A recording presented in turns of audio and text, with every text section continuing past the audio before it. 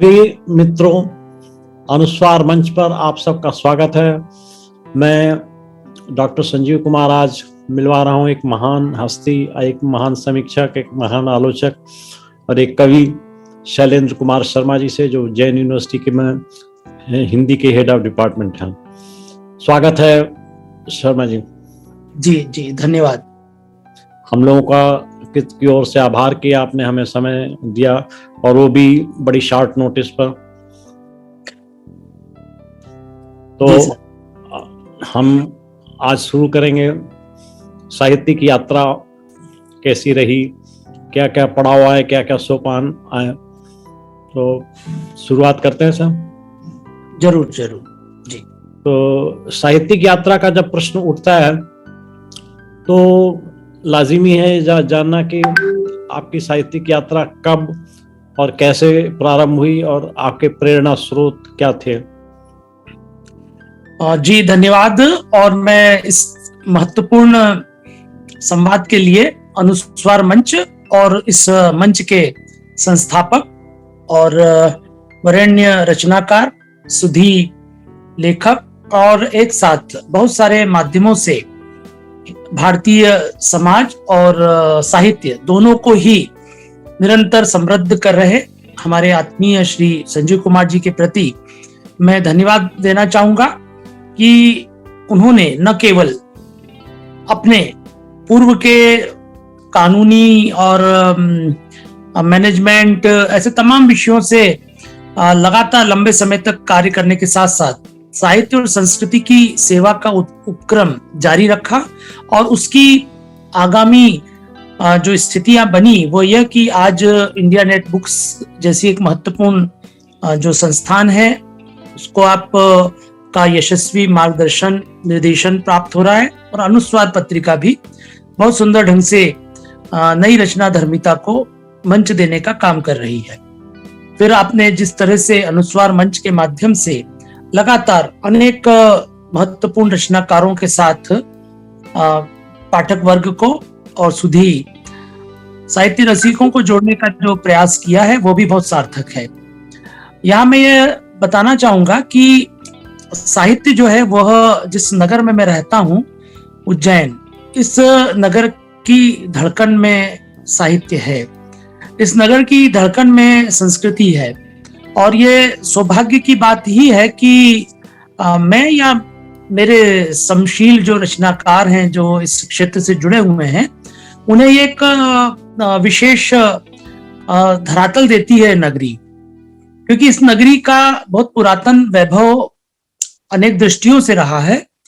बड़े बड़े रचनाकार यहाँ हुए हैं, बड़े पराक्रमी शासक हुए हैं, बड़े बड़े आश्रयदाता शासक इस नगर में हुए हैं, और धर्म अध्यात्म की तो यह नगरी है ही, सुविख्यात है पूरी दुनिया में, लेकिन उसके साथ साथ विद्या और ज्ञान का भी केंद्र रहा है। तो यह जो भूमि है यह अवसर देती है प्रत्येक व्यक्ति को कि वह संस्कृतिमय जीवन का निर्वाह करे। तो इसी प्रकार के इस वातावरण में मुझे सौभाग्य मिला अपने पिताश्री श्री प्रेम नारायण जी शर्मा, उनके द्वारा साहित्य सृजन की प्रेरणा का। यद्यपि वे कानून के क्षेत्र के व्यक्ति थे, और जैसा कि आप जानते हैं कि इस प्रकार की विधा में जो लोग काम करते होते हैं उनको दिन और रात का अंतर नहीं होता, क्योंकि देर देर रात तक तमाम प्रकार की फाइलों को तैयार करना, सुबह उठ करके वापस उनको लेकर के और कोर्ट जा रहे हैं, फिर दिन भर काम चल रहा है। लेकिन उनकी एक विशेषता थी जो उन्हें उनके समशील लोगों से अलग करती थी। वो ये विशेषता थी कि रात्रि को वे जब घर लौटते थे तो वो किसी एक ऐसे दुकान से होकर के लौटते थे जहां पर किताबें पत्रिकाएं मिलती थी। तो उनके साथ वे सदैव अपने घर धर्मयुग, साप्ताहिक हिंदुस्तान, दिनमान, कादम्बिनी, नवनीत, इस प्रकार की पत्रिकाओं को लेकर के आते थे, और दिन भर की जो उहापोह भरी जिंदगी है उसके सारे नीरसता, जड़ता को तोड़ने का काम जो है वो साहित्यिक जो रचनाएं हैं वो करती थी। उन्हें वे पढ़ते थे, और पढ़ करके फिर वो हमारे हाथों में भी वो चीजें आती थी। तो आज भी मेरी श्वास प्रश्वास में उस दौर की तमाम महत्वपूर्ण जो पत्रिकाएं हैं उनकी गंध बसी हुई है। धर्मयुग का एक एहसास, साप्ताहिक हिंदुस्तान का एहसास, वो सब मिला। और ये सौभाग्य हो सकता है कि किसी अन्य प्रकार के परिवेश में या परिवार में नहीं मिल पाता, क्योंकि उतना लोग समय नहीं निकालते हैं। लेकिन मेरे पिताश्री की यह आदत थी। आप सोचिए कि उस दौर में सारिका हमारे घर आती थी, दिनमान हमारे घर पर आता था, और अज्ञे के द्वारा संपादित जो वार्षिकियां होती थी जो कि नवहर टाइम्स में वे थे, तो ये सब पत्र पत्रिकाएं हमारे घर पर आती थी। और मेरा सौभाग्य है कि उसमें से बहुत सारी जो पत्र पत्रिकाओं के उस दौर के अंक हैं वो धरोहर के रूप में हमारे घर पर उपलब्ध है। तो एक तरह से साहित्यिक और सांस्कृतिक नए प्रकार की उमंग, नए प्रकार का उल्लास का वातावरण उन्होंने हमको दिया। उस वातावरण में ये जरूर था कि एक जमाने में साहित्य पढ़ना या फिर अपने जीवन में किसी उपाधि के लिए उस दिशा में जाना, ये आमतौर पर मध्यवर्गीय परिवारों में प्रायः उपेक्षित रहता था। तो विज्ञान की शिक्षा मैं ग्रहण कर रहा था। उसी दौरान मेरे जो अग्रज हैं डॉक्टर जगदीश चंद्र शर्मा, वे विज्ञान से निकल करके और पहले प्राचीन भारतीय इतिहास की तरफ जाने का विचार बनाते हैं। अनायास जो है जीवन में जैसे गुरु का आगमन होता है, उसी प्रकार सुधि समालोचक, प्रख्यात साहित्य मनीषी, और मैं उनको कहूंगा एक राष्ट्रीय आचार्य के रूप में जिन्हें हम लोग सम्मानित करते आ रहे हैं, आचार्य राममूर्ति त्रिपाठी, उनका जो है सानिध्य मिला। उन्होंने पहले मेरे अग्रज को प्रेरणा दी, और आप सोचिए कि अनायास जो है उन्होंने उनको जब प्रवेश दिया तो वे विज्ञान के स्नातक थे, वहां से साहित्य में एमए करने के लिए चल पड़े। जब मेरा क्रम आया तो घर के लोग तो चाहते थे कि मैं एमएससी करूं और भूगर्भ वेत्ता के रूप में अपनी सेवाएं दूं, लेकिन बड़ा रस्साकशी का वातावरण था। एक तरफ परिवार और घर के लोग मुझे चाहते थे कि मैं विज्ञान में ही रहूं और उसको छोड़कर न जाऊं, और दूसरी तरफ वो संस्कार, गुरुजी का नाम सुनता था मैं, उनसे मिलता भी था। उधर हमारे बड़े भाई का जो एक विशेष प्रयास था कि नहीं अब सब छोड़ो, मैंने भी इधर आ गया हूं और आप भी पीछे पीछे साथ में आ जाओ, इसी लाइन में आ आप जाओ। देखते हैं कि जीवन में किस तरह से एक बड़ा बदलाव आता है। वो बदलाव जो है वो मेरे जीवन में भी घटित हुआ। मैं यद्यपि विज्ञान स्नातक प्रथम स्थान प्राप्त करके आया था, तो पहले मैंने एमएससी में ही एडमिशन लिया था, लेकिन अचानक जो है मैं निर्णय लेता हूं कि नहीं, अब मेरा एक ही विश्वविद्यालय के इस विभाग से अब दूसरे विभाग में स्थानांतरित करने का काम आ गया है। मैंने आवेदन दिया तो वहां के एचओडी मुझे बुला के अपने कक्ष में कहते हैं, ये क्या, यहाँ तो लोगों की लाइन लगी हुई है एडमिशन के लिए, एमएससी के लिए, और आप जो है छोड़ के जा रहे हैं। और लोगों को खबर लगी जो वेटिंग लिस्ट में थे, तो वो आसपास घूम रहे थे कि मेरा कहीं ऐसा तो नहीं कि मन बदल जाए, एचओडी अब मना कर दें और मैं बदल जाऊं। तो मैंने कहा नहीं, अब तो जो हो गया निर्णय। तो ये एक ऐसा अवसर था कि घर के लोग भी बड़े आशंकित थे कि पता नहीं क्या होगा, एक बेटा बड़ा वाला जो है वो इधर चला गया है साहित्य में, अब ये दूसरे भी चल पड़े उसी राह पर। लेकिन मुझे ऐसा लगता है सर कि हम लोग कई चीजें तो स्वयं के द्वारा हम निर्मित करते हैं, और कई चीजें ऐसी होती हैं जो स्वतः स्फूर्त होती चली आती हैं। कई बार जो है वो नियति जो है वो हमारी आने वाली जो राह है उसको तय कर देती है, जिस पर हमारा कोई नियंत्रण नहीं होता है।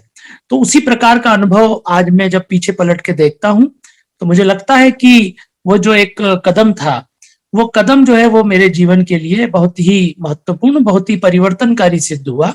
और तब मैंने आचार्य गुरुवर आचार्य राममूर्ति त्रिपाठी जी, आचार्य कमलेश दत्त त्रिपाठी जी, आचार्य बच्चूलाल अवस्थी ज्ञान जैसे दिग्गज और जो धुरीण विद्वान रहे हैं, उन सबके सानिध्य में नव साहित्य की समझ विकसित की, वरन आलोचना के क्षेत्र में भी अपने आप को पूरी तरह से अर्पित किया।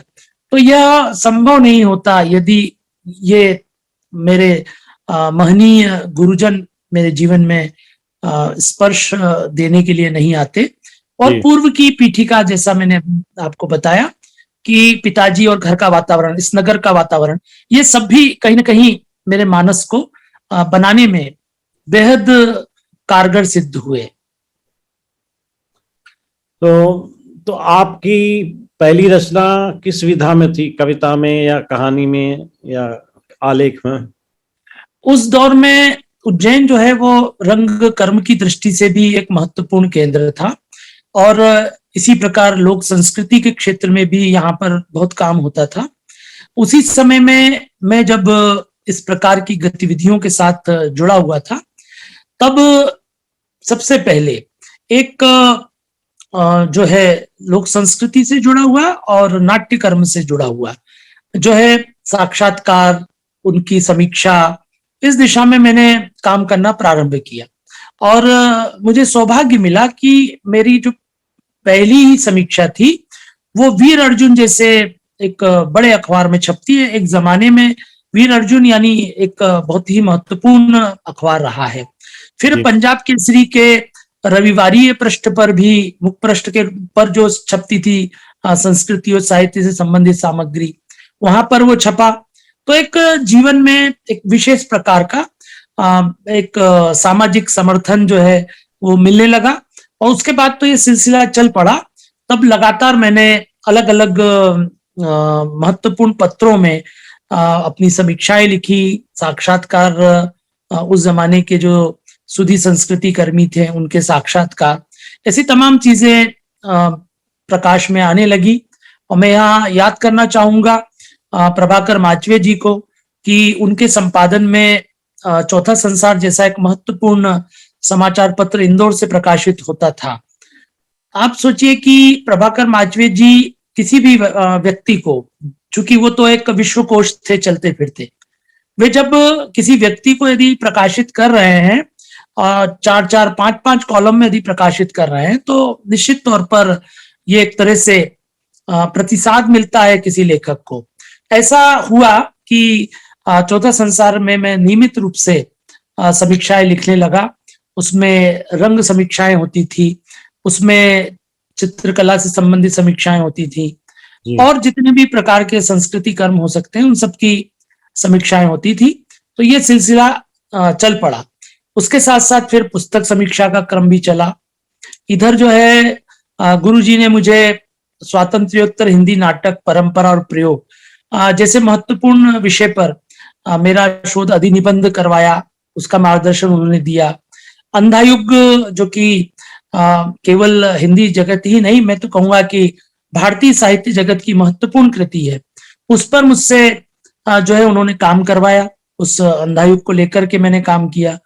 और उसके बाद जब पीएचडी के लिए मैं प्रवृत्त हुआ, तो उन्होंने मेरी अभिरुचि और एक विशेष आशीष ही कहूंगा मैं उनका, कि मैंने उनसे निवेदन किया कि पीएचडी के लिए मुझे आप कोई ऐसा विषय सुझाएं जो मेरे लिए चुनौती भरा हुआ हो।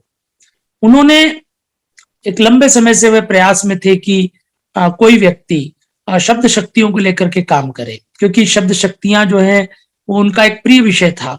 और उन्होंने काशी हिंदू विश्वविद्यालय से उस जमाने में, जबकि हम कहीं ना कहीं आत्म स्वाभिमान से दूर होते चले जा रहे थे, हमें ऐसा लग रहा था कि पश्चिम में जो कुछ हो रहा है वो सब कुछ श्रेष्ठ है, हम उसके पीछे पीछे चले जा रहे थे।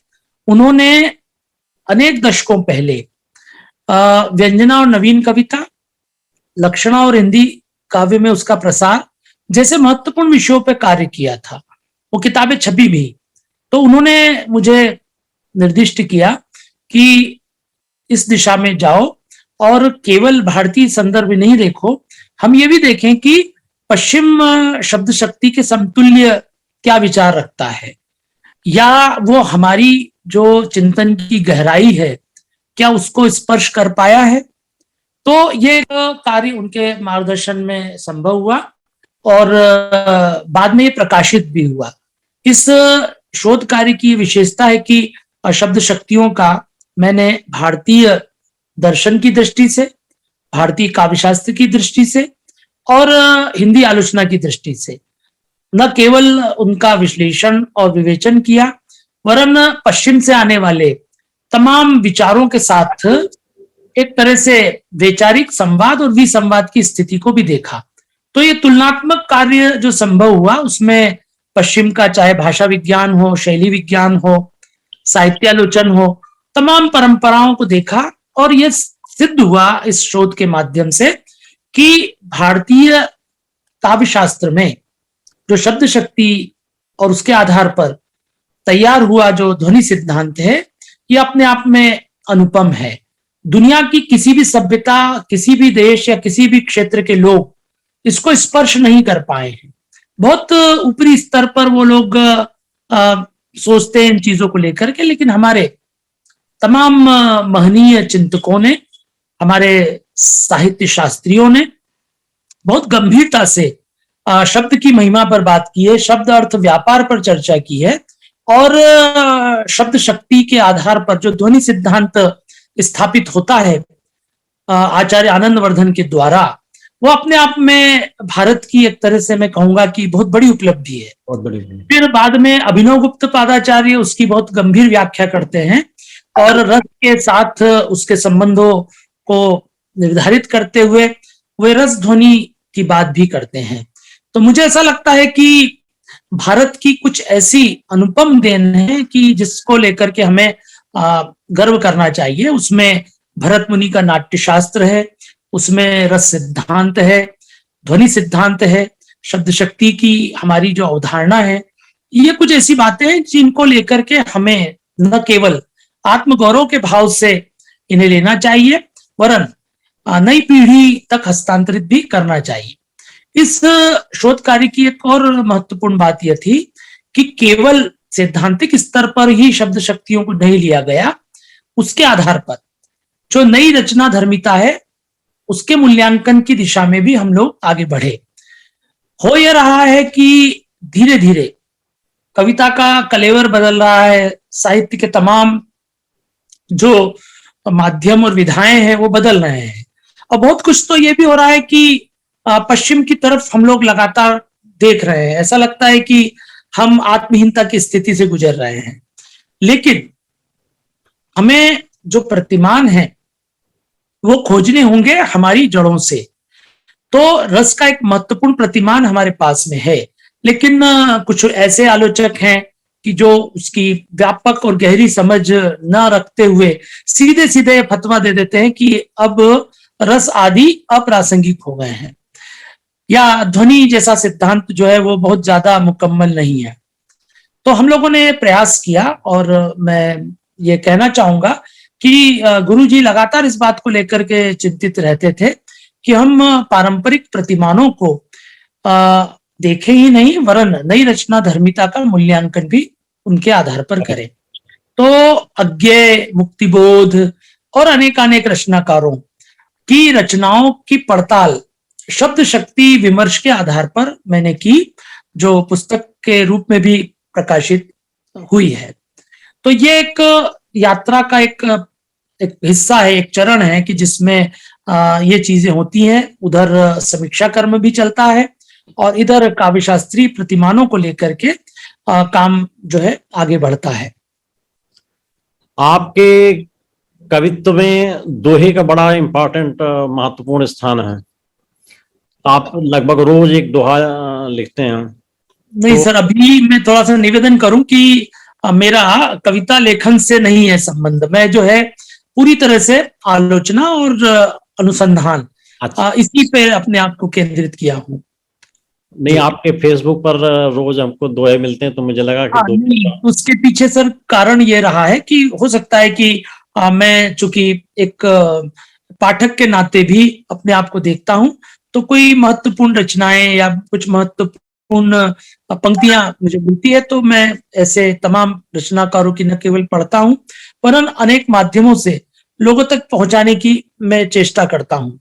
तो मूल मेरा जो कर्म है वह समीक्षा और आलोचना। आलोचनात्मक लेखन का है और अनुसंधानात्मक लेखन का है। सृजन के लिए जो है वो कुछ कुछ इस प्रकार की चीजें हुई हैं, जैसे कुछ निबंध मैंने लिखे हैं या कुछ साक्षात्कार विधा से संबंधित कुछ सामग्री है। लेकिन मेरा जो मूल जो उद्देश्य रहा है वो जुड़ाव। साहित्य की समीक्षा रहा है, और साहित्य समीक्षा के साथ साथ रंग कर्म की समीक्षा, कला समीक्षा, संगीत और चित्रकला की भी समीक्षा। तो इन चीजों को लेकर के मेरा मुख्य कार्य रहा है। आपकी जो रचना संसार है उसमें कुछ महत्वपूर्ण पुस्तकों का उल्लेख करेंगे? जैसा मैंने अभी आपके सम्मुख रखा इस बात को कि जो शब्द शक्ति संबंधी भारतीय और पाश्चात्य अवधारणा तथा हिंदी काव्य शास्त्र, ये मेरे जीवन का एक गौरव ग्रंथ है, और ये एक बड़े प्रकाशक से प्रकाशित ही नहीं हुआ, देश दुनिया में ये पहुंचा, और लोग जो है इसकी लगातार जो है चर्चा करते हैं, इसकी आवृत्ति भी होती है। इस श्रृंखला में लगातार जो है मेरा ध्यान शास्त्र के साथ लोक पर भी गया। लोक का एक पूरा का पूरा अलग आख्यान, एक अलग स्वरूप मेरे जीवन में रहा है। वो इसलिए बन पड़ा क्योंकि मैंने जैसे बताया कि पिताश्री जो थे वो जो वाचिक के बजाय जो लिखित परंपरा की रचना है उनके साथ हमको जोड़ते थे। लेकिन मेरे परिवार की जो बुआ जी जो मेरी थी, जो मेरे घर की एक तरह से संरक्षिका थी, उन्होंने मुझे लोक की तरफ प्रवृत्ति किया। वे न केवल स्वयं लोक विदुषी थी, वे स्वयं जो है एक अच्छी चित्रकार थी। उन्हें तमाम प्रकार के समय समय पर बनाए जाने वाले चित्रों का न केवल ज्ञान था, वरन वे स्वयं बनाती थी उनको। वे भित्ति चित्र बनाती थी, वे मांडने बनाती थी।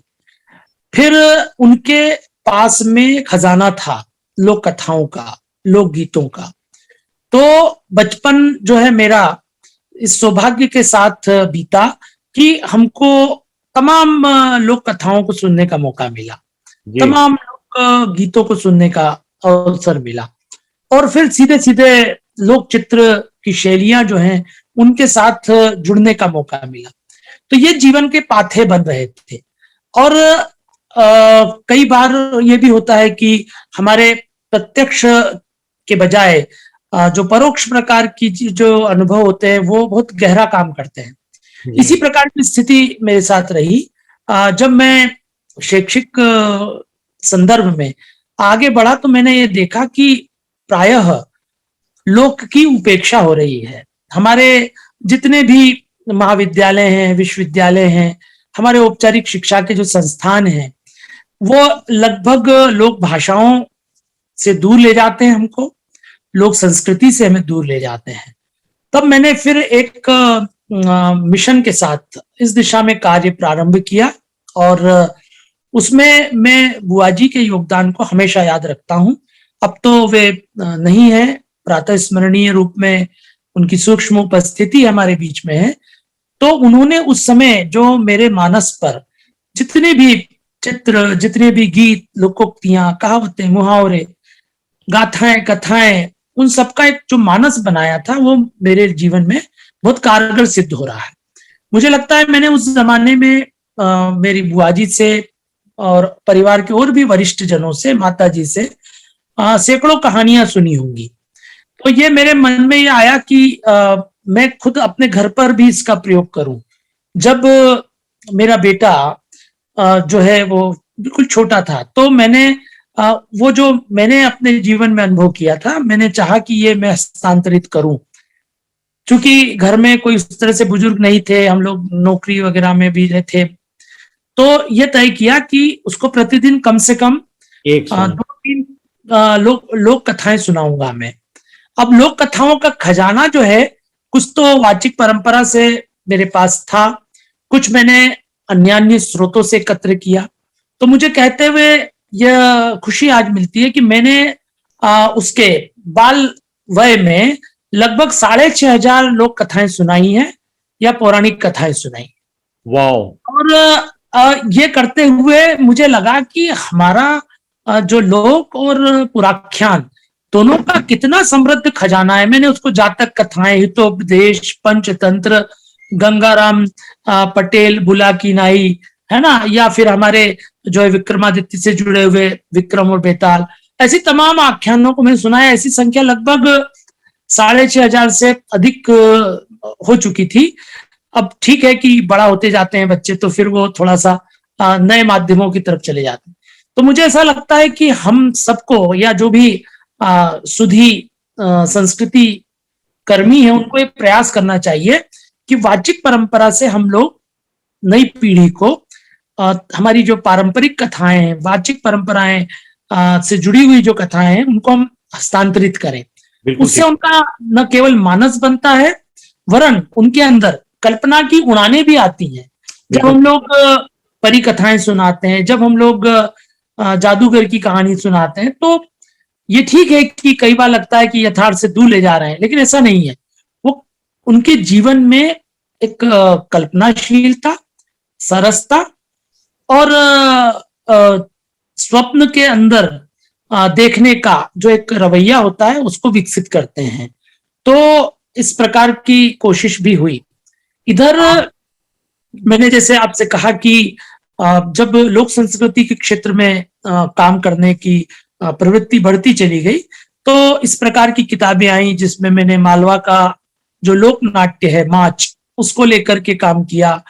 तमाम जो लोक विधाएं हैं उनको लेकर के काम किया, वो किताब भी आई। इसी प्रकार से मालवी भाषा की विशेषताओं को लेकर के काम किया, मालवी साहित्य के इतिहास को लेकर के काम किया, तो वो भी न केवल प्रकाशित हुआ। आज मुझे सौभाग्य मिला है कि मध्य प्रदेश के पाठ्यक्रम में भी मालवी साहित्य का इतिहास जो है वो मेरे द्वारा जो तैयार किया गया वो पढ़ाया जाता है, वो पाठ्यक्रम का अंग बना हुआ है। तो एक लंबा सिलसिला जो है वो लोक संस्कृति, लोक साहित्य से जुड़े हुए विषयों का है।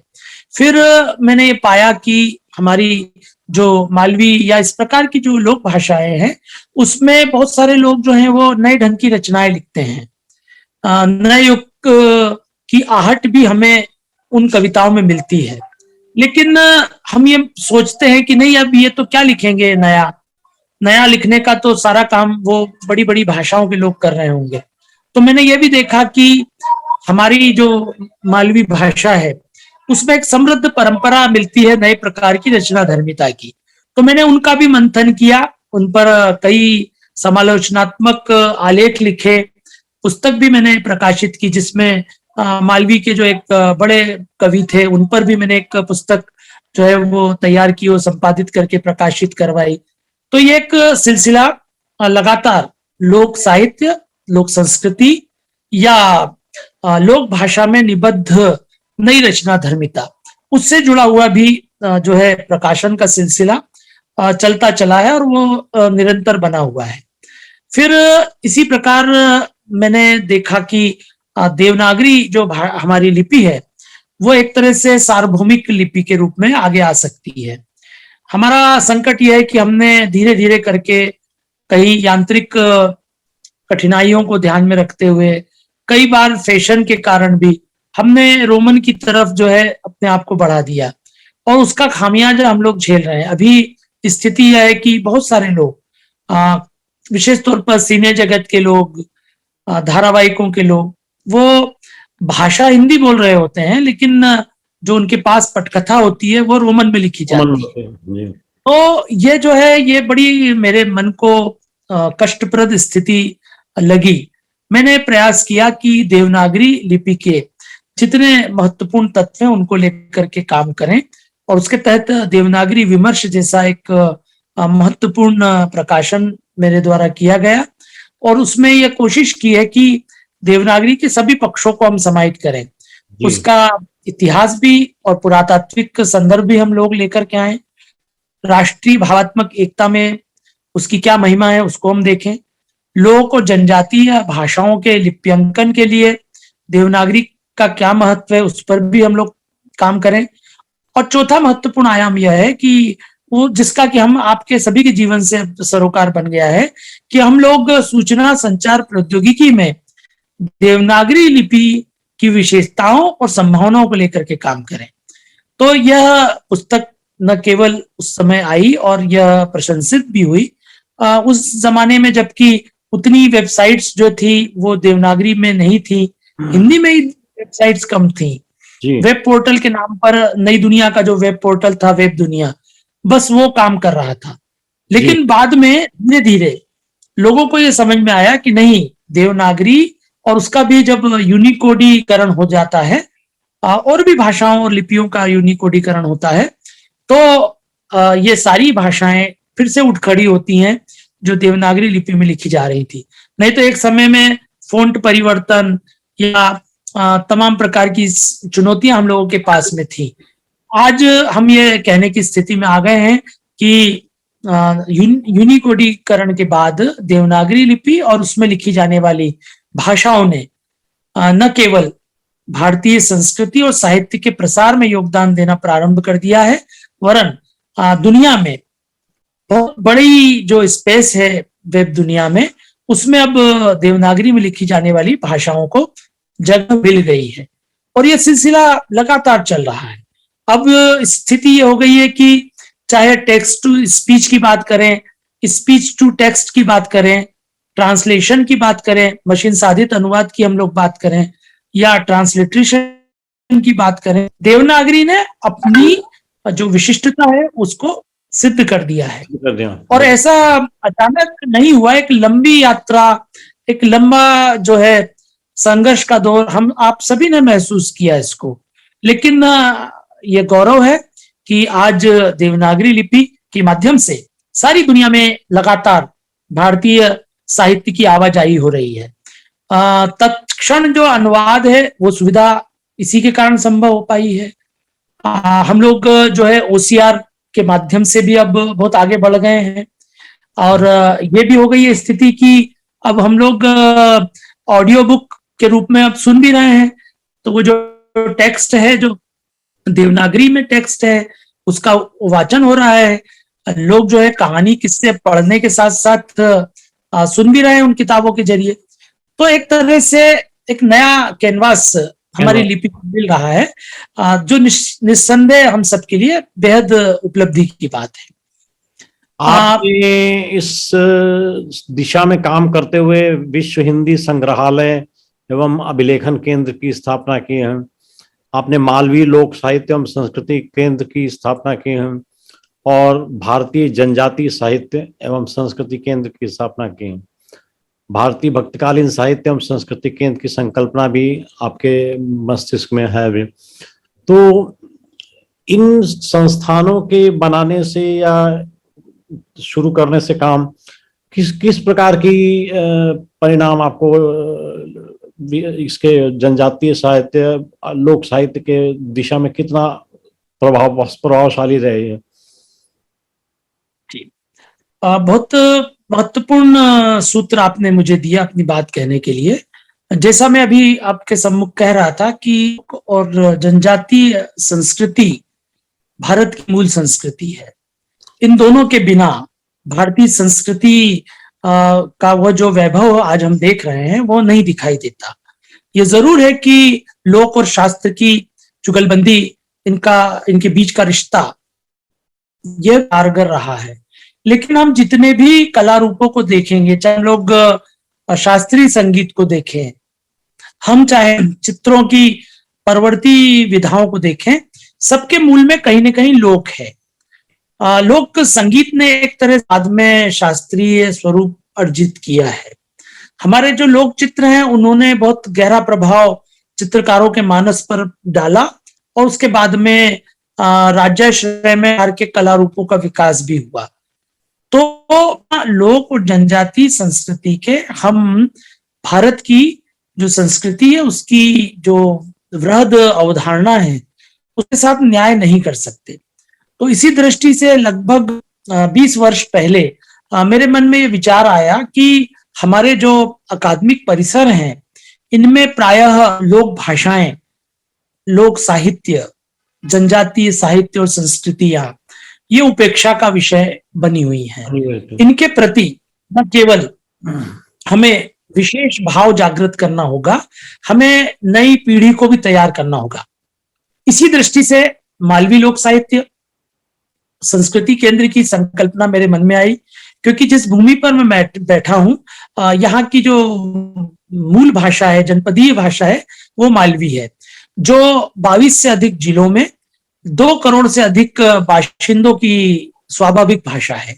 वो घर आंगन में स्पंदित होती है और चौपालों पर वो बोली जाती है, वो बाजारों में, हाट बाजार में भी वह चलती है। वो हमारे तमाम प्रकार के लोकाचारों में, रीति रिवाजों में जीवन का पाथेय बनती है। लेकिन जब हम लोग उच्च शिक्षा केंद्रों में जाते हैं, तो वही व्यक्ति जो कि लोक भाषा बोलने वाले प्रयोक्ता हैं, युवा, वे जब इस परिसर में आते हैं तो वो बड़ी हिचक का अनुभव करते हैं। उनको लगता है कि यहाँ तो अब या तो अंग्रेजी चलेगी या परिनिष्ठित हिंदी चलेगी, अब हम अपनी भाषा में कैसे बोलेंगे। तो मैंने उन लोगों से, जब मेरे महाविद्यालय में या विश्वविद्यालय में, विभागों में जब इस तरह के विद्यार्थी आते थे, तो मैं उनसे उनकी भाषा में, यानी मालवी में बात करने लग जाता था। तो उनको बड़ा आश्चर्य होता था कि ये तो जिस परिसर में है, ये तो हमारी भाषा को बेदखल किए हुए है। तो मैंने उनके उस आत्मविश्वास को जगाया कि नहीं, हम अपनी बात को अपनी लोक भाषाओं के माध्यम से भी समर्थ ढंग से रख सकते हैं। शर्त सिर्फ ये होती है कि हम अपने चिंतन को पूरी मौलिकता और प्रखरता के साथ रखें। तो जब प्रयास मैंने मैदानी स्तर पर अपने विद्यार्थियों, शोधार्थियों के साथ प्रारंभ किया, तो मैंने शोधकर्ताओं को इस दिशा में भी सन्नद्ध किया कि वे लोग ऐसे तमाम जो पक्ष हैं हमारी लोक संस्कृति के, जिन पर कि एक तरह से काल के प्रवाह में धूल मिट्टी जमती चली जा रही, उनको साफ करें और उनको उजागर करें लोगों के मध्य में। इसी प्रकार हमने यह भी सोचा कि क्या केवल मालवी या आसपास की बोलियों पर काम करने से हमारा उद्देश्य पूर्ण होगा। तो मुझे लगा नहीं, ऐसा नहीं है, हमें अखिल भारतीय स्वरूप में तमाम क्षेत्रों की लोक भाषाओं, जनजातीय भाषाओं और उनकी संस्कृतियों और उनमें परिलक्षित होने वाले तमाम प्रकार के साहित्यिक रूपों को देखना होगा। और ये काम प्रारंभ हुआ। मैंने तमाम क्षेत्रों के जो शोधार्थी मुझसे जुड़े, उन सब से न केवल मालवी, न केवल भीली, भिलाली, सहरिया, बारेली, गोंडी, बैगा, इन पर काम करवाया।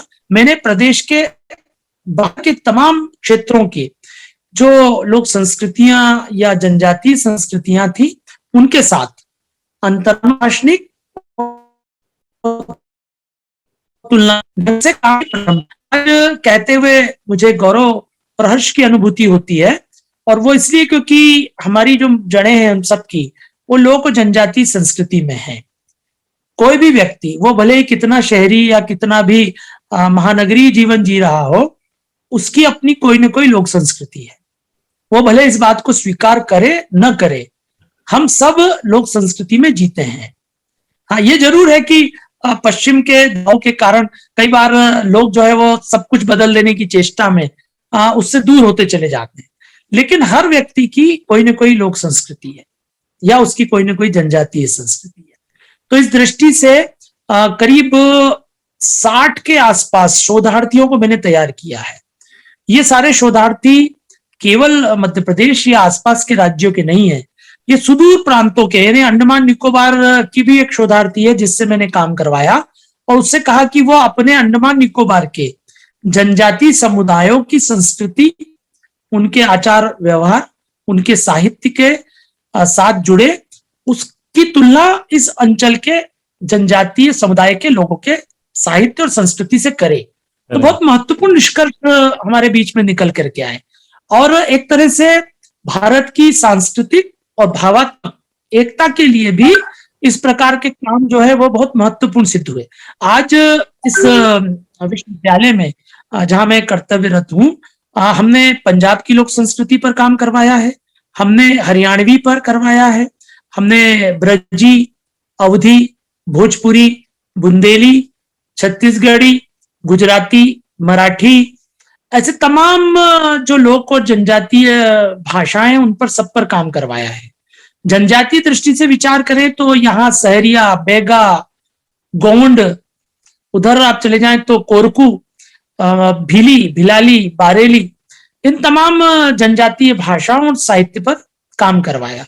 तो एक तरह से यह पीठिका बनने लगी थी लगभग 20 वर्ष पूर्व कि हम भारतीय लोक और जनजातीय साहित्य और संस्कृति केंद्र को भी विकसित करें और उसके माध्यम से तमाम जो मूलभूत सामग्री है वो संग्रहालय में एकत्र करें, उनका दस्तावेजीकरण करें और शोधार्थियों को उपलब्ध करवाएं। क्योंकि शोधार्थियों के साथ ये समस्या होती है कि बहुत सारी चीजें अब धीरे धीरे परिदृश्य से बाहर जा रही हैं।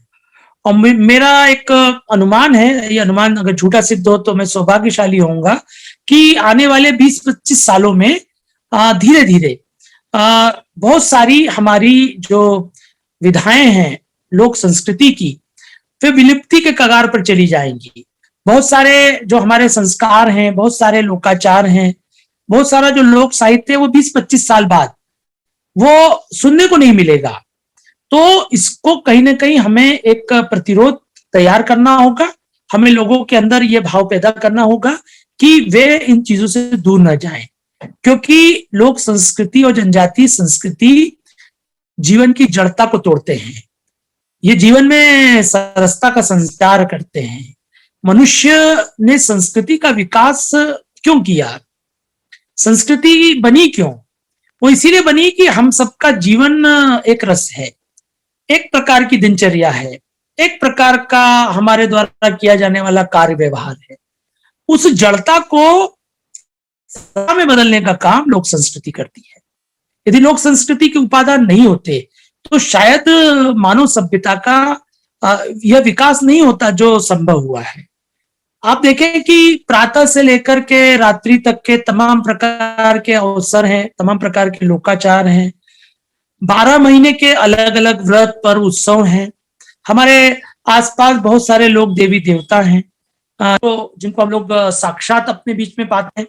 हम लगातार ये सोचते हैं कि वो हमारे बीच में है और जागृत है।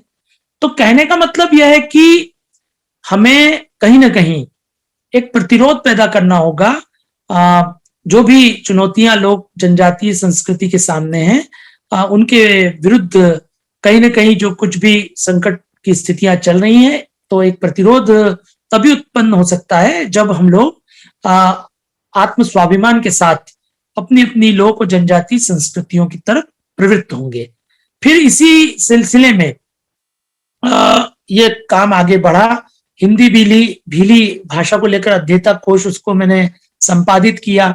इसी प्रकार इन दिनों जो है लगातार मालवी लोक संपदा पर काम चल रहा है मेरा, और मालवी के साथ साथ बघेली और गोंडी जो है वो बहुत ही समृद्ध भाषा है, जनजातीय क्षेत्रों में ये बोली जाती है, लेकिन बहुत ही प्राचीन मान्यताओं और मूल्यों को वो आगे बढ़ाने का काम करती है।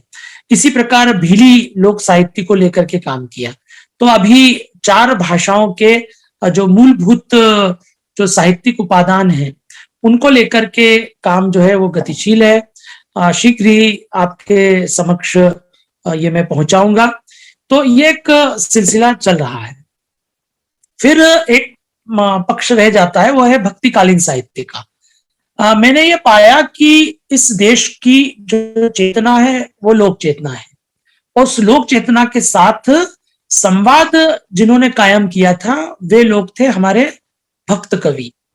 ये जो भक्त कवि थे ये अलग अलग पृष्ठभूमियों से आए थे, अलग अलग समुदायों से, अलग अलग जातियों से लोग आए थे, लेकिन इन सब ने लोक के रस को आत्मसात किया और भक्ति की जो पतित पावनी गंगा है उसके साथ उसे जोड़ दिया। तो उसका सुफल यह हुआ कि जन जन तक उस भक्ति की धारा में आप्लावित हो गए। अगर यही भक्ति विशुद्ध शास्त्रीय स्वरूप में हमारे बीच आती तो शायद उसका वह महिमामय स्वरूप नहीं होता जो इन तमाम लोक कवियों ने करके दिखा दिया। इन लोक कवियों में हम कबीर को कैसे भूल सकते हैं, या संत रैदास जी को, या तुलसीदास जी को, पीपा जी को, नाभादास जी को, ऐसे तमाम रत्नों को हम कैसे भूल सकते हैं। तो मैंने ये सोचा कि केवल हिंदी जगत के ही नहीं वरन दक्षिण और इधर से लेकर के सुदूर पूर्व, सुदूर पश्चिम और सुदूर उत्तर, इन तमाम क्षेत्रों के जो भक्त कवि हैं उन पर हम लोग अपने आप को केंद्रित करें। तो इसके तहत चाहे गुरु नानक देव जी हों, गुरु गोविंद सिंह जी हों, केशव देव, माधव देव जैसे लोग हों, दक्षिण के नामदेव, और वो दक्षिण में और आगे चले जाएं तो जो हमारे जो आळवार संत हैं, इनकी वाणी भी हम सबके लिए बहुत महत्वपूर्ण सिद्ध होती है, और ये सब मिलकर के भारत को बनाते हैं। तो एक अखिल भारतीय स्वरूप में भक्तिकालीन साहित्य और संस्कृति की चर्चा हो, केवल साहित्य की चर्चा न हो, उनके द्वारा रूपित मूल्यों की चर्चा हो। उन्होंने जिन लोक तात्विक संदर्भों के साथ अपने आप को जोड़ करके जो महत्वपूर्ण रचनाएं प्रस्तुत की हैं, उन पर भी बात हो। अतः लोक संस्कृति की दृष्टि से भक्ति काल को देखा जाए, यह चेष्टा भी की गई। अभी हाल ही में एक शोध कार्य मैंने प्रारंभ करवाया कि जिसमें जो गुरु ग्रंथ साहिब की जो भक्त वाणी है उसका लोक तात्विक अनुशीलन हो। हम ये देखें कि उनका जो मानस बनाने में लोक तत्व क्या काम कर रहे थे, कौन से उस जमाने की मान्यताएं, उस जमाने के रीति रिवाज काम कर रहे थे। फिर मेरा ये मानना है कि जब तक हम साहित्य को लोक धारा के साथ नहीं जोड़ेंगे, तब तक साहित्य जो है वह सार्वभौमिक धरातल नहीं प्राप्त करेगा। और इसीलिए मैंने ये पाया है कि हिंदी की आधुनिक युग की वह कविता या वह उपन्यास या वह कथाएं ज्यादा लोगों तक पहुंची हैं जिसका कहीं ना कहीं लोक का धरातल है। जो जो रचनाएं लोक के धरातल पर जन्मी है वो कालजयी सिद्ध हुई हैं। हम प्रेमचंद के कथा साहित्य को देख लें, वो बिना उस ग्रामीण और लोक परिवेश के कितना मुकम्मल बन गया है वो नहीं बन पाता। वे केवल शहरी जीवन की यदि कथाएं लिखते होते तो वो एक पक्ष हो जाता, लेकिन वो बात नहीं बनती जो प्रेमचंद जी के द्वारा संभव होती है। हम रेणु को भी देख सकते हैं और वहां से लेकर के कई नए दौर के रचनाकारों को भी हम लोग देख सकते हैं कि जिन्होंने लोक के साथ अपना रिश्ता बनाते हुए अपने आप को प्रकट किया है। तो ये जो त्रिविध विषय थे, एक मालवी लोक साहित्य संस्कृति केंद्र, एक भारतीय लोक एवं जनजातीय संस्कृति केंद्र, और तीसरा भक्तिकालीन साहित्य और संस्कृति केंद्र, इनकी अवधारणा के पीछे ये तमाम विषय काम कर रहे थे। फिर एक विषय बचता है, वो है विश्व हिंदी संग्रहालय और अभिलेखन केंद्र।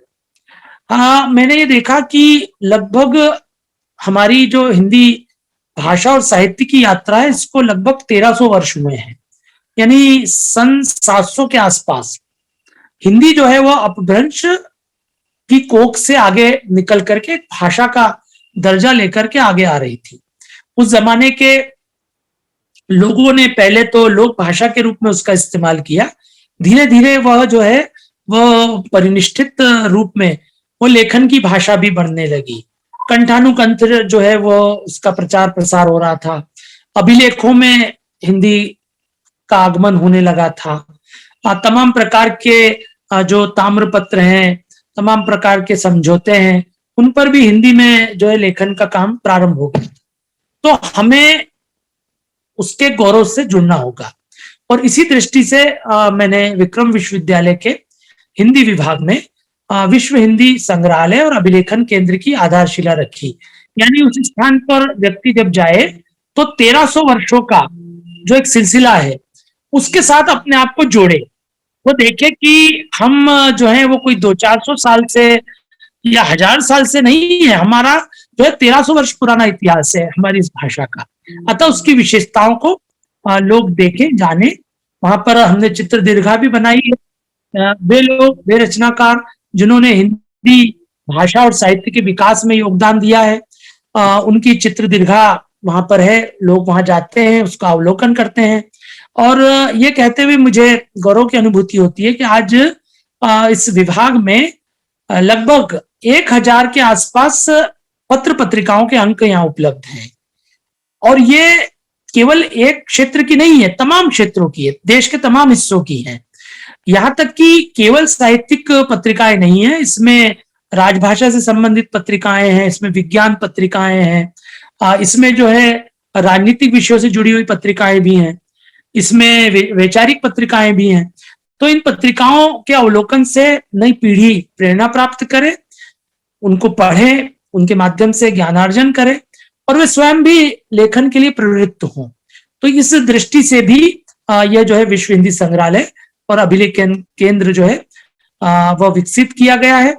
इस संग्रहालय के कुछ हिस्सों में हम लोगों ने जो है हमारे लोक और जनजातीय समुदायों के जो महत्वपूर्ण प्रतीक हैं उनको भी स्थान दिया है। वहां पर आपको भीलों के द्वारा प्रयोग में लाए जाने वाले जो है तीर कमान भी मिलेंगे, गोफन भी वहां पर मिलेगा। बेलों के गले में जो घंटियां बजती हुई जब वो लोग जाते थे तो वो घंटियां जो है वो भी आपको वहां पर देखने को मिलेंगी। तो इसके पीछे उद्देश्य यह है कि विश्वविद्यालय में कोई विभाग केवल कक्षा अध्यापन या केवल किताबी अध्ययन अध्यापन के लिए नहीं रहे, वो एक जागृत वातावरण दे विद्यार्थियों को, जिससे कि वो जीवन के अंग के रूप में उस शैक्षिक प्रयासों को जाने और उसके साथ अपने आप को जुड़ा हुआ महसूस करें।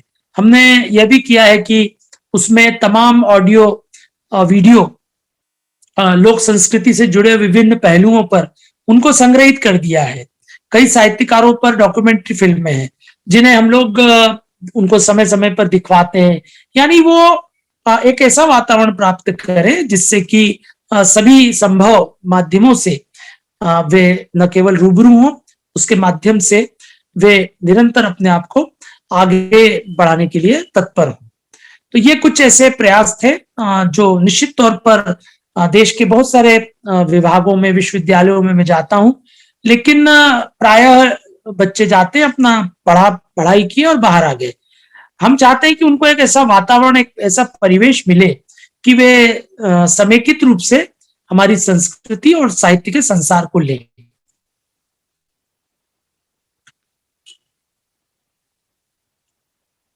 सर आवाज। मुझे लगता है कि जो व्यवहारिक प्रयास आपने किए हैं ये दो तीन केंद्र खोल करके, इनसे बच्चों को कुछ आगे करने में बड़ी क्या कहना चाहिए प्रेरणा मिलेगी और ये बहुत ही अच्छा प्रयास है आपका। तो ये जो कहानियां, जनजातीय कहानियां या मालवी कहानियां या जो भी इस तरीके की कहानियां आपने सोर्स किए हैं, इनके मुख्य स्रोत क्या रहे हैं आपके पास? इसमें मैंने प्रयास किया कि जितनी लोक और जनजातीय समुदाय से जुड़े हुए जो लोग हैं हम उन पर विश्वास करें। होता कई बार शहरी या अर्ध शहरी किस्म के लोग जब लोक में जाते हैं तो वो उसके साथ न्याय नहीं कर पाते, क्योंकि वे न तो उस पृष्ठभूमि से परिचित होते हैं, न उस परिवेश के प्रति उनके मन में अपनत्व का भाव होता है। तो मैंने अपने इस दौर में, जबकि मैं अध्यापन भी कर रहा था और अपना शोध निर्देशन भी कर रहा था, तो मैंने ऐसे लोगों को चिन्हित किया जो उस समुदाय से आए हुए हैं। उदाहरण के रूप में कोई व्यक्ति जो है वो भिलाली संस्कृति से जुड़ा हुआ है, वो उस समुदाय से आया है, कोई भीली से आया है, कोई बारेला समुदाय से आया हुआ है। तो मैंने, होता है शुरू में कि विद्यार्थी को थोड़ा सा असहज लगता है, अरे ये तो हमारी भाषा और संस्कृति पर ये लोग ये बात कर रहे, जबकि हम तो यहाँ कुछ और करने के लिए आए थे। तो मैं उनको ये कहता हूं कि आपसे ज्यादा बेहतर प्रामाणिक और मौलिक कार्य वह नहीं कर पाएगा जो उस भाषा और संस्कृति से परिचित नहीं है। बिल्कुल ठीक बात। जैसा अंग्रेजों ने किया। अंग्रेज लोग जब यहाँ इस देश में आए तो उन्होंने परायेपन के बोध के साथ हमारी संस्कृति को देखा, तो कई बार वे गलत निष्कर्षों तक न केवल खुद पहुंचे, उन्होंने बाद के दौर में हम लोगों को भी गलत निष्कर्षों तक पहुंचा दिया। तो ये इसलिए हुआ क्योंकि वो तो जानते ही नहीं थे, उनको ये पता ही नहीं था कि अमुक जनजाति समुदाय में यह जो प्रथा चलती है इसके पीछे उद्देश्य क्या है उनका, या जो तमाम प्रकार के लोकाचार हो रहे हैं वो देख रहे, लेकिन उसके पीछे क्या थी। उनके पीछे कौन सा आध्यात्मिक पहलू था, उसके पीछे कौन सी पर्यावरणीय चेतना थी। तो उन्होंने बेहद सरलीकृत रूप में उन कामों को किया, लेकिन बहुत गलत निष्कर्षों तक ले गए। या फिर उनकी जो है उन्होंने एक तरह से दुर्व्याख्या की। तो मैंने प्रयास ये किया कि उन जनजाति समुदाय के लोग जो कि उन्हीं अंचलों से आ रहे हैं, उस भाषा को वे लोग जानते हैं, उस साहित्य उस संस्कृति को जानते हैं, वे लोग स्वयं उन विषयों को चुने, उन विषयों में वो न केवल स्वयं अपने आप को जोड़े, वरन वे मैदानी प्रयास करें, धरातलीय सर्वेक्षण का काम करें। और ऐसा सुखद अवसर मैंने जैसे अभी आपको बताया कि लगभग 50-60 शोधार्थी तैयार हो गए अलग अलग क्षेत्रों के। तो इन्होंने यह काम किया कि मूलभूत स्वयं फील्ड में गए, इन्होंने न केवल सामग्री को एकत्र किया, ऑडियो विजुअल माध्यम से सहेजा, बाद में उसका लिप्यंकन भी किया।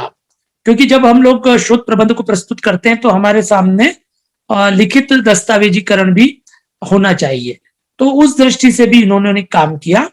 बहुत सारे शोधकर्ताओं की जो किताबें हैं वो प्रकाशित भी हुई, प्रशंसित भी हुई। कुछ शोधार्थियों को विशिष्ट जनजाति समुदाय पर, उनकी संस्कृति पर कार्य करने के लिए पुरस्कृत भी किया गया। जैसे सहरिया पर जब मैंने काम करवाया तो सहरिया लोगों के पास जब शोधार्थी जाती थी तो उनको ये लगता था कि ऐसा तो नहीं कि जैसे बहुत सारे सरकारी क्षेत्र के लोग आते हैं, जानकारी एकत्र कर लेते हैं और फिर सुविधाओं या उस प्रकृतियों तक हमें नहीं ले जाते जैसा हमको चाहिए।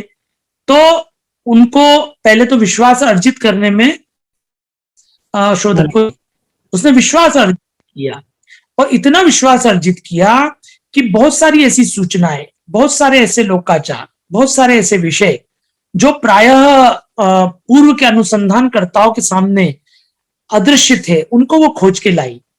और बाद में उसका विश्वास जो है वो इतना उसके अंदर आ गया कि उसने बहुत सारी चीजों को लेकर के उन लोगों को जागरूक करना भी प्रारंभ कर दी। वाह, यानी शोधार्थी केवल एक पक्षी न रहे कि वह उनसे ज्ञान प्राप्त कर ले, उनसे सूचनाएं और उनके अनुभव प्राप्त, उन्हें दे कुछ न। तो उस शोधार्थी ने उन लोगों को तमाम प्रकार के ग्रामीण और वनांचलीय जो विकास योजनाएं हैं उनकी जानकारी दी, उनको जागरूक किया और उनको एक तरह से भारत की जो विशेषता है हमारी कि हम लोग शासन तंत्र में भी उन लोगों के लिए बहुत सारे कार्य करते हैं, बहुत सारे उपाय उनके विकास के लिए करते हैं, उन योजनाओं से भी उन्होंने परिचित करवाया और उसका लाभ वे लोग ले रहे हैं। बाद में उस क्षेत्र के जो प्रशासनिक अधिकारी थे, जब उन तक ये किताब गई प्रकाशित रूप में, तो उन्हें बड़ा आश्चर्य हुआ कि एक शोधार्थी ने इस तरह का धरातली कार्य किया। तो उनको अवार्ड भी उस पुस्तक के लिए प्राप्त हुआ। तो मेरा यह प्रयास था कि हम उन जनजाति और लोक क्षेत्र के लोगों को स्वयं को इतना तैयार कर दें कि न केवल वे आत्महीनता से मुक्त होकर गहरे आत्मविश्वास के साथ अपने भाषा को, सांस्कृतिक उपादानों को लें, उन पर गंभीर कार्य करें। यहां तक की स्थिति भी बनी कि जैसे उदाहरण के रूप में कोई पराय क्षेत्र का व्यक्ति गया और उसने जनजातीय संस्कृति पर एक काम किया, किताब प्रकाशित भी हो गई।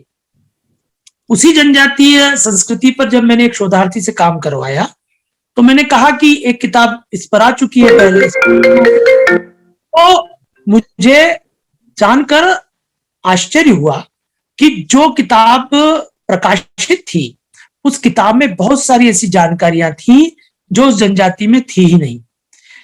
यानी व्यक्ति ने केवल ऊपरी ऊपरी स्तर पर, चूंकि वो दूर से गया हुआ है, उसको कोई लेना देना नहीं है, वो तो उसने शौकिया तौर पर एक काम कर दिया, लेकिन वो जब किताब में प्रकाशित हो गया तो लोग तो इस भ्रम में रहेंगे कि इन तमाम सूचना विश्वसनीय है, समानता होगी। तो उसने एक जनजाति की विशेषताओं को दूसरी जनजाति में डाल दिया, जबकि दूसरी जनजाति जिस पर मेरा शोधार्थी जब काम करने गया तो उसने कहा कि ये सारी जानकारियां गलत हैं। तो मैंने कहा कि ये अब आपका दायित्व है कि आप उसमें न केवल संशोधन करेंगे वरन आप स्वयं प्रस्तावित करेंगे कि इस तरह से इस जनजाति को देखना चाहिए। तो यह तभी संभव होता है जब हम लोग धरातलीय कार्य करेंगे। अगर धरातलीय कार्य नहीं करेंगे तो एक तरह से लोक जनजातीय संस्कृति के साथ हम न्याय नहीं कर रहे होंगे। मैं चाहूंगा कि अब मैं आपसे एक दो व्यक्तिगत प्रश्न पूछ लूं। जरूर जरूर। साहित्य, भाषा और शोध के अतिरिक्त आपकी कौन कौन से हॉबीज हैं, अभिरुचियां हैं? अभिरुचियों का जहां तक सवाल है, समय के प्रवाह में कई बार कुछ जारी रहती हैं, कुछ छूट जाती हैं। इस प्रकार की स्थिति मेरे साथ भी रही। एक समय था कि क्रिकेट के प्रति बहुत जुनून था, और क्रिकेट के पहले इस शहर में चूंकि हॉकी जो है वो काफी खेली जाती थी, कई टीमें थी, यहाँ कई बड़े बड़े टूर्नामेंट्स होते थे, तो एक तरह से हॉकी के प्रति एक विशेष प्रकार का रुझान था। सीमित संसाधनों में ही सही हम लोग हॉकी खेलते थे। उस तरह के कोई बड़े मैदान या उस प्रकार की सुविधाएं नहीं होती थी, लेकिन मन में एक था कि नहीं खेल रहे हैं।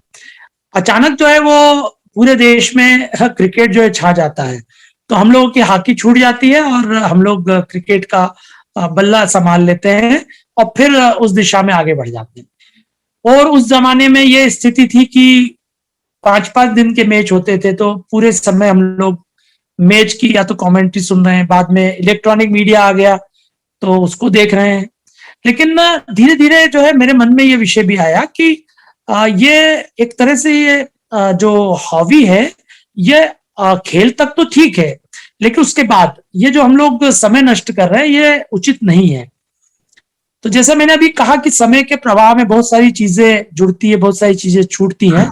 वही स्थिति हुई कि आज यदि मुझे कोई कहे कि मैं क्रिकेट मैच में देखूं तो मैं अब नहीं देखूंगा। उस समय 5-5 दिन तक हम लोग बर्बाद कर चुके हैं। तो कहने का मतलब ये है कि वो जो एक समय के साथ साथ बहुत सारी चीजें बदलती हैं। मुझे अभी भी आश्चर्य होता है कि कभी किसी समय लोग ट्रांजिस्टर कान में रख करके घूमते थे, बाद में उसके सामने बैठे रहते थे, अभी भी बैठे रहते हैं लोग। तो मुझे बड़ा आश्चर्य होता है कि इतना समय कैसे जाया कर सकते हैं।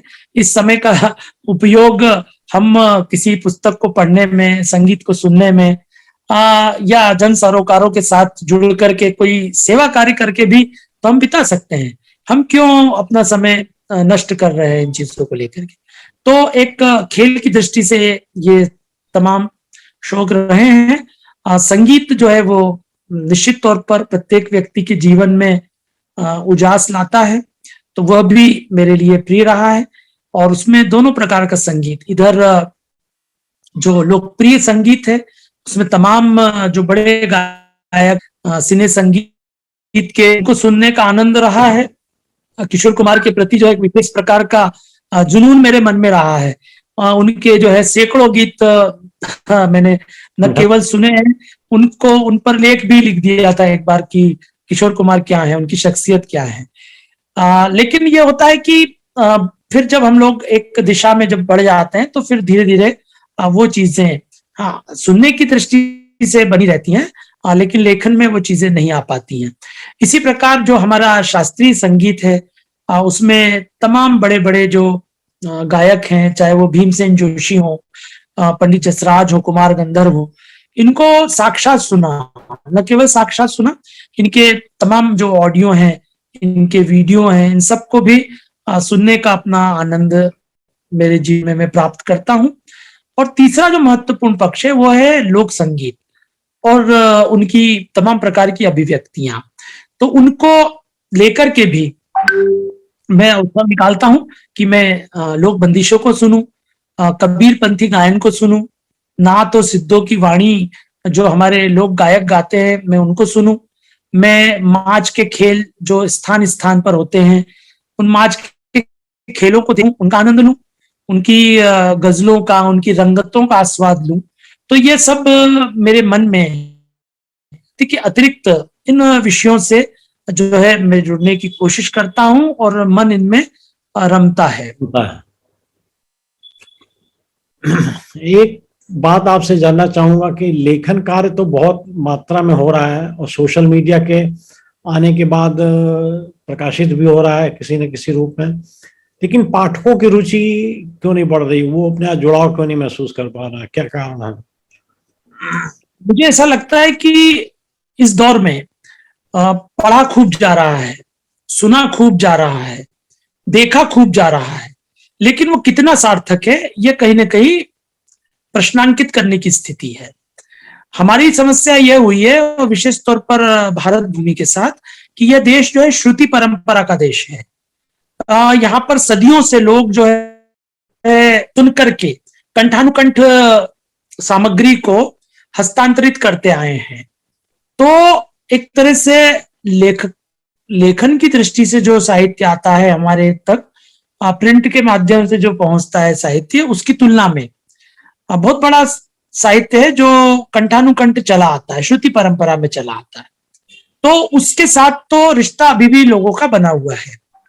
चुनौती जो है वो छपे हुए साहित्य के सामने ज्यादा आ रही है। उस साहित्य को बड़े पैमाने पर जो तमाम माध्यमों से पहुंच रही सामग्री है, पाठ सामग्री है, वो साहित्य तो नहीं है, क्योंकि हम देख रहे हैं कि हमारे तमाम सोशल मीडिया के स्तरों पर जाएं हम लोग, हमारे स्वयं के जीवन में जिस तरह से व्हाट्सएप आ गया है, उस व्हाट्सएप ने क्या किया, उसने शब्दों और अर्थों का एक तरह से अपव्यय किया है। बड़े पैमाने पर शब्द और अर्थ रोज हम लोगों तक पहुंच रहे हैं, लेकिन वो कितने साहित्यमय है, निश्चित तौर पर नहीं है। वो कितनी हमारी संवेदनाओं को जगाते हैं, ऐसा नहीं है।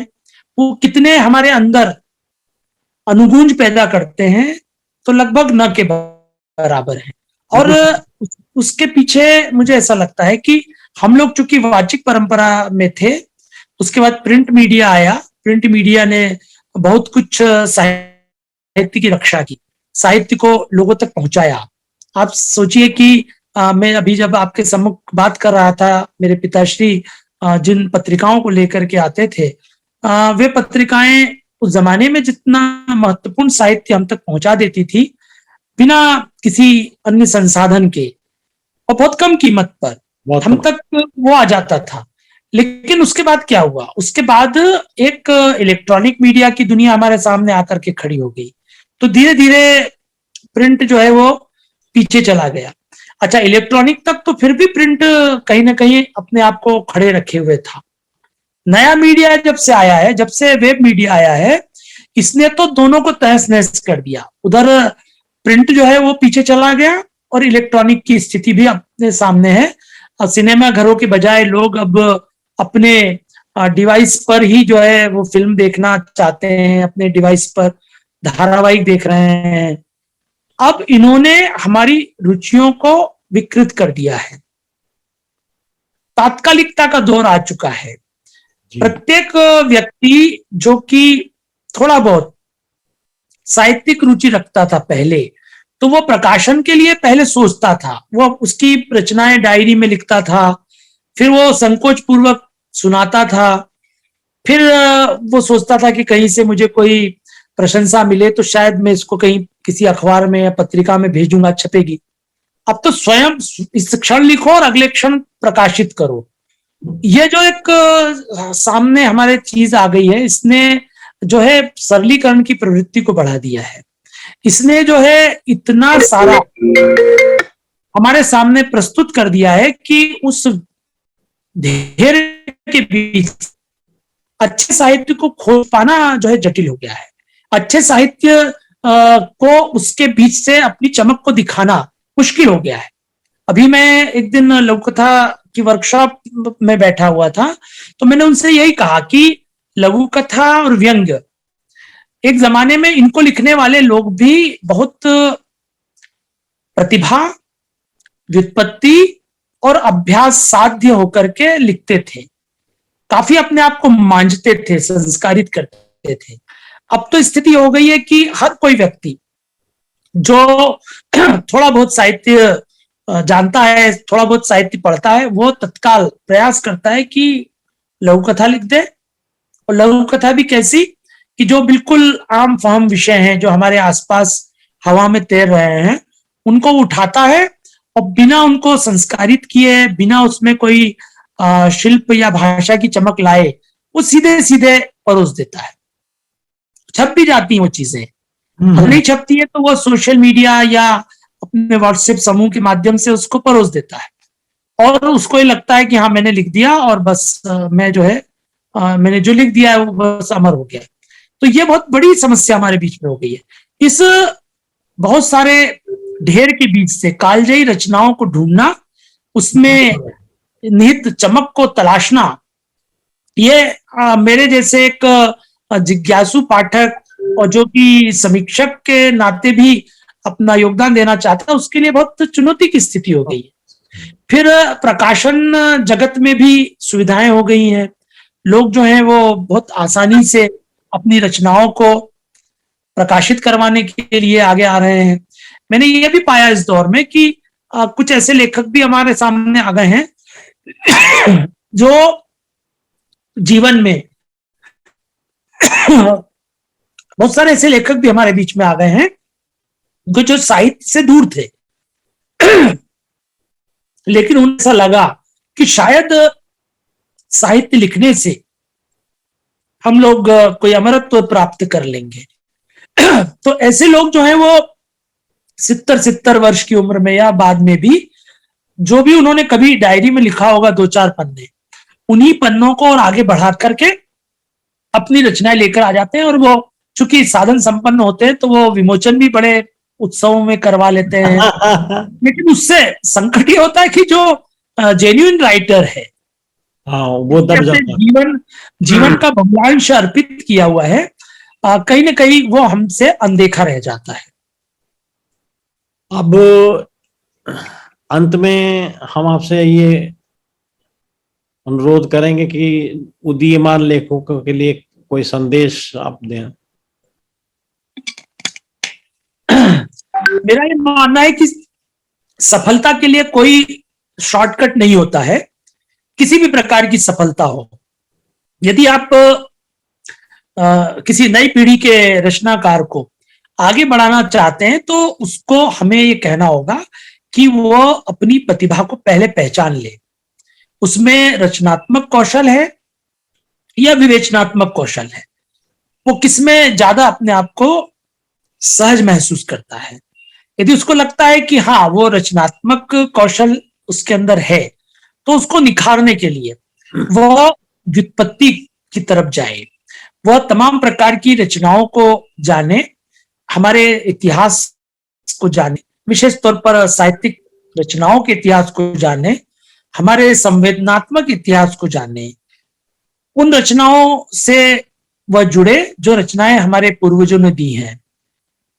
तीसरा जो महत्वपूर्ण पक्ष है कि वह व्यक्ति अभ्यास करे। हमारा संकट ये हो गया है कि इन 3 महत्वपूर्ण आयामों से परे होकर के लोग रचना करने लग जाते हैं। और रचना ही क्यों, मैं कहूंगा कि अगर खेलकूद में जा रहे हैं तो भी इन तीनों की आवश्यकता है, मनोरंजन के क्षेत्र में जा रहे हैं, रंगकर्म में जा रहे हैं, कलाजीवी रूप में चित्रकार बनना चाहते हैं, तो भी वो इन 3 आयामों पर ध्यान नहीं देते हैं। तो मेरा ये मानना है कि नई पीढ़ी जो भी रचनाशीलता के लिए अपने आप को अर्पित करना चाहती है तो बिना प्रतिभा, बिना व्युत्पत्ति और बिना अभ्यास के उनका राह जो है वो आसान नहीं होगी। ठीक बात है। अगर वो इन तीनों आधारों पर अपने आप का आकलन करेंगे तो निस्संदेह वे बहुत कुछ अच्छा रच पाएंगे। फिर जैसा मैंने अभी कहा कि बहुत सारे रचनाकार इस दौर में ऐसे भी हैं कि जो पढ़ते कम हैं और लिखते ज्यादा हैं, तो वो भी एक समस्या खड़ी होती है। जब तक हम हमारे पूर्वजों के द्वारा प्रस्तुत की गई रचनाओं को नहीं जानेंगे, उदाहरण के रूप में हमें नहीं पता होगा कि तुलसी कितना विराट साहित्य लिख कर गए हैं, हमें नहीं पता होगा कि निराला ने क्या रचा है, हमें नहीं पता होगा कि मुक्तिबोध अज्ञेय ने या अमृतलाल नागर या उपन्यास के क्षेत्र में प्रेमचंद क्या रच गए हैं।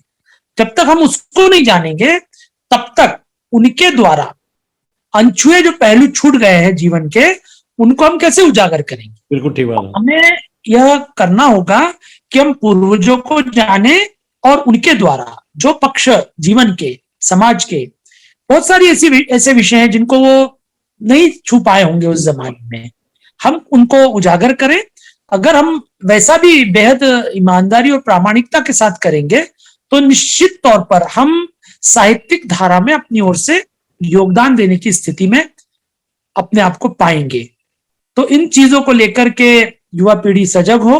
फिर एक समस्या मुझे दिखती है, वो है कि भाषा के प्रति सजगता जो है समाप्त हो रही है। अब स्थिति ये हो गई है कि ये इनके प्रकारेण जैसी भी भाषा हो, लोग लिख करके और अपने आप को विराम पा लेते हैं, जबकि भाषा जो है वो बहुत ही महत्वपूर्ण है हम सबके लिए, किसी भी रचनाकार के लिए बेहद अहम है। हमारी कोशिश होनी चाहिए कि केवल 2-4-5 हजार शब्द जो कि प्रचलन में है, हम केवल उन्हीं का इस्तेमाल क्यों करते हैं? हम उन शब्दों को भी निकालें जो हमारे पूर्वजों ने जिनका इस्तेमाल किया है, जो आज भी उनमें चमक है, आज भी उनमें विशेषता है। उन पर हाँ ये है कि धूल जम चुकी है तो उनको हम धो पोंछ करके साफ करें और उनको नए स्वरूप में लाने की चेष्टा करें, जैसा कि अज्ञे ने किया है। अज्ञे ने ऐसे बहुत सारे शब्दों को नए ढंग से हमारे बीच में प्रस्तुत किया, जो शब्द काल के प्रवाह में हाशिए पर चले गए थे। मुक्तिबोध भी भाषा और शिल्प को लेकर के बेहद सजग हैं। तो नए रचनाकार जब तक पूर्ववर्ती रचनाकारों को नहीं जानेंगे, परंपरा को नहीं जानेंगे, तब तक वे कुछ नया कर पाएंगे ऐसा मुझे नहीं लगता।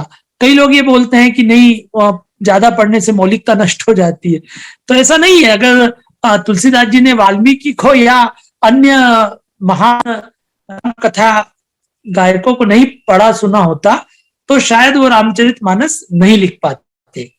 उनकी ये विशेषता है। रामचरितमानस में तो वैदिक सूक्त भी सारे के सारे शामिल, तो उन्होंने बहुत जबरदस्त अध्ययन किया है, बिना अध्ययन के वो नहीं कर सकते थे। तो ऐसा नहीं है कि उनकी मौलिकता नष्ट हो गई, वो एक कालजयी और महान रचना हमको दे पाए क्योंकि उनको परंपरा का ज्ञान था। हाँ ये जरूर है कि तुलसी की रचना न अनुवाद है और न अनुसृजन है, वो मौलिक है। मौलिक इसलिए क्योंकि उसमें रचनाकार का मन बैठा हुआ है। इसी प्रकार की चेष्टा यदि युवा पीढ़ी के लोग करेंगे तो निस्संदेह वे अपने पूर्वजों की परंपरा के साथ स्वयं को भी देख पाएंगे। धन्यवाद।